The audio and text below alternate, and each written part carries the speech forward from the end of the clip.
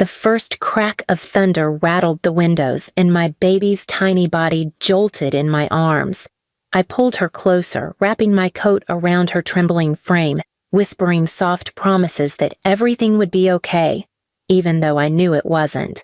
The storm outside was merciless, wind howling like it wanted to rip us apart, sheets of rain crashing down. And there I was, standing on the porch, locked out of the very house I had bled for, my own parents peeking through the curtains. It wasn't an accident. I had knocked gently at first, thinking maybe the door had slipped shut behind me when I stepped out to grab the last bag of groceries. But then I saw the flick of the curtains, the unmistakable silhouette of my mother's smirk as she pulled them closed, and my father's shadow beside her, the shake of his head, the casual cruelty in his voice that carried even through the glass. Please subscribe to our channel and tell us in comments from where are you watching this video? Better the rain deal with you. She's useless anyway. My knees almost buckled. My baby whimpered, her cheek pressed against my soaked shirt. I begged. God, I begged. My fists pounded the door until my knuckles burned. Please, let me in. She's just a baby. The storm drowned my words, but I knew they heard. I saw the flicker of light from the television, the glow of warmth I was denied, their laughter faint but deliberate. Every crack of thunder was like an echo of their disdain. Each drop of icy rain was another reminder that in their eyes I had never been a daughter. I had been a burden, a mistake, a punching bag for their bitterness. And now, even as a mother myself, they couldn't resist showing me my place.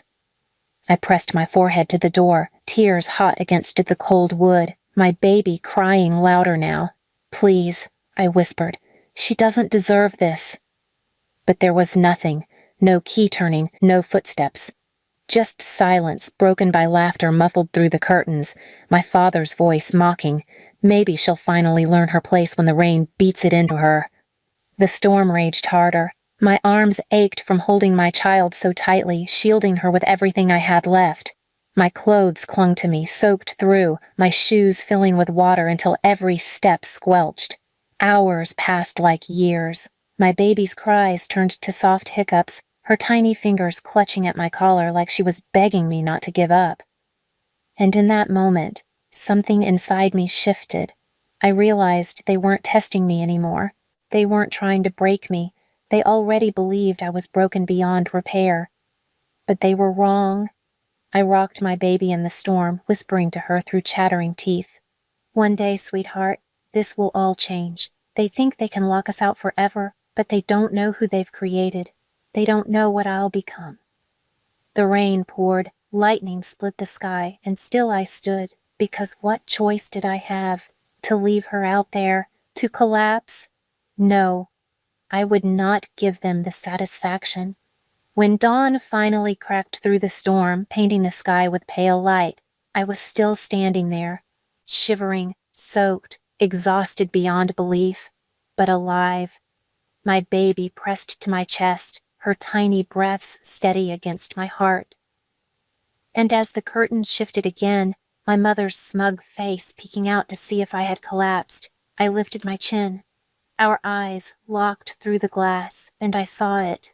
The flicker of surprise that I was still there, still breathing, still fighting. That was the moment I knew.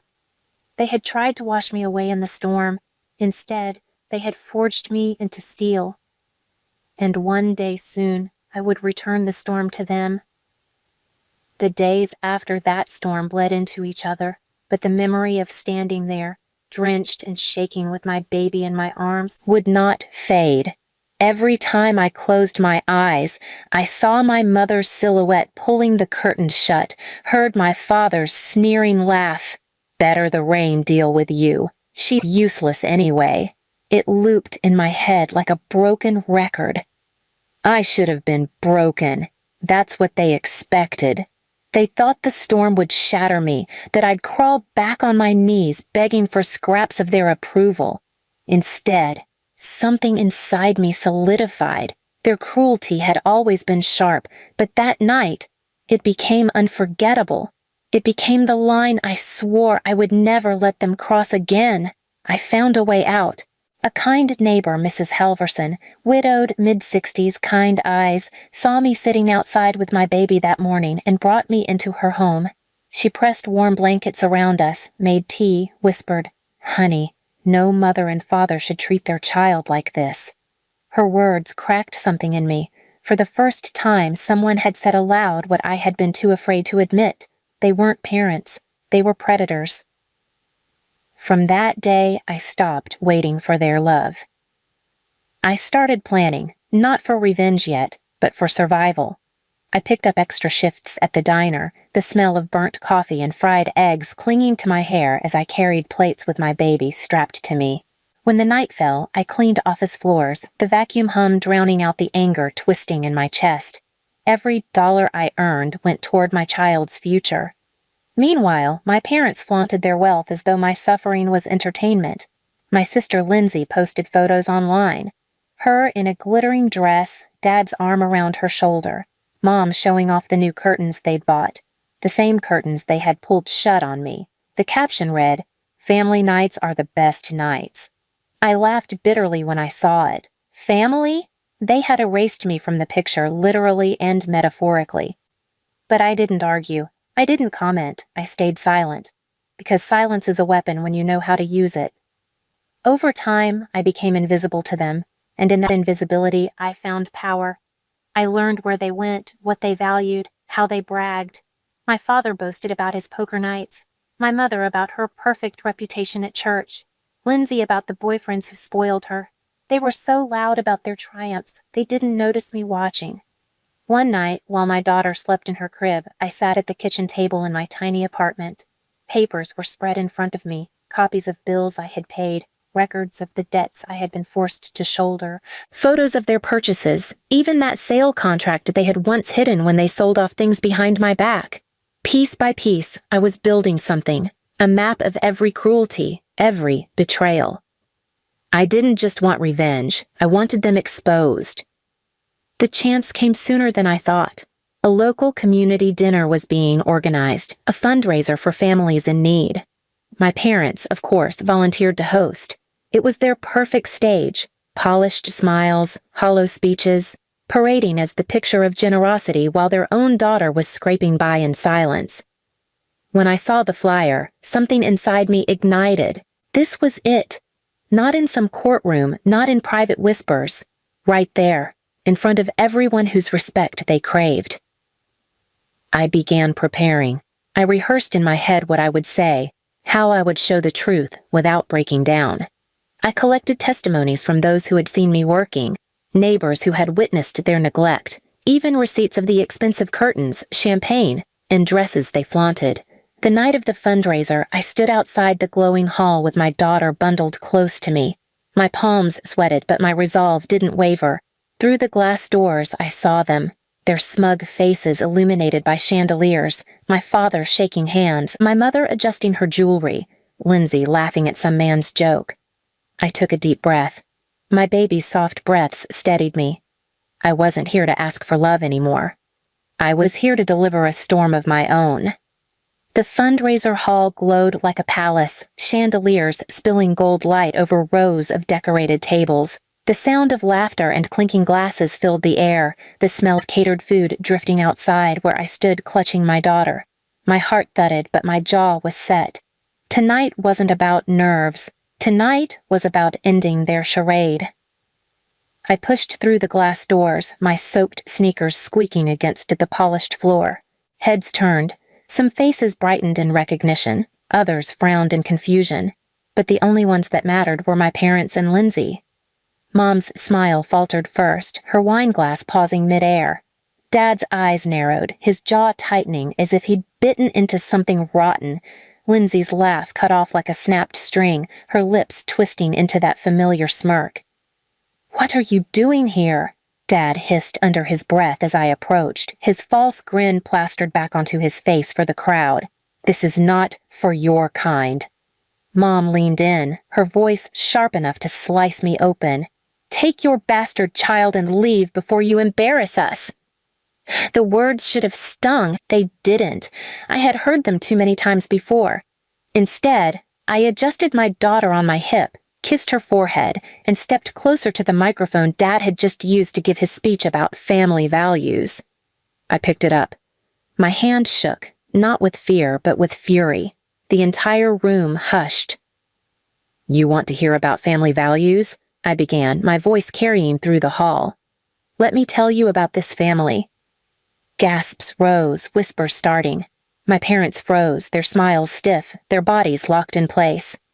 For 9 years, I worked to pay off debts they refused to touch, while my mother bought perfume worth more than my groceries, while my father gambled away his nights, while my sister flaunted jewelry she didn't earn.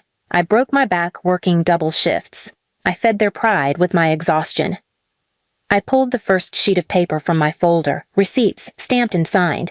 I held it high so the front row could see. Every payment was in my name, not theirs. Mine. The whispers grew louder, faces in the crowd twisted in disgust. And how did they thank me? By locking me outside in a thunderstorm with my baby in my arms.